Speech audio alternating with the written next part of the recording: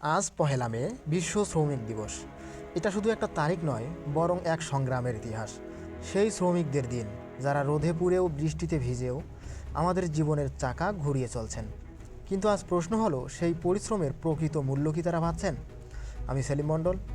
আসুন ফিরে দেখি সেই দিবসের ইতিহাস আর আজকের বাস্তবতা। 1886 সালে পহেলা মে আমেরিকার শিকাগো শহরের হে মার্কেটে শ্রমিকরা জড়ো হয়েছিলেন 8 ঘন্টা শ্রমের দাবিতে। তাদের সেই প্রতিবাদ ছিল শান্তিপূর্ণ, কিন্তু ঘটে যায় রক্তাক্ত এক ঘটনা। সেই দিন থেকে শুরু হয় মে দিবসের ইতিহাস। বাংলাদেশেও শ্রমিকরা নানা সংকটে আছেন।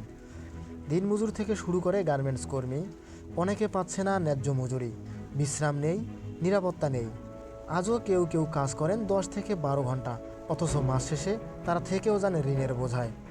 অথচ এই শ্রমিকদের ঘামেই গড়ে উঠেছে শহর, চলছে শিল্প। তাই মে দিবস আমাদের মনে করিয়ে দেয়, শ্রমিক মানেই ভিখারি নয়, তারা হচ্ছেন সমাজের চালিকা শক্তি। তাদের সম্মান, ন্যায্য মজুরি আর মানবিক আচরণ নিশ্চিত করাই হলো প্রকৃত মে দিবসের চেতনা।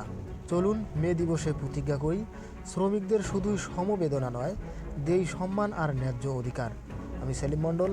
আবার দেখা হবে একটি নতুন বার্তা নিয়ে।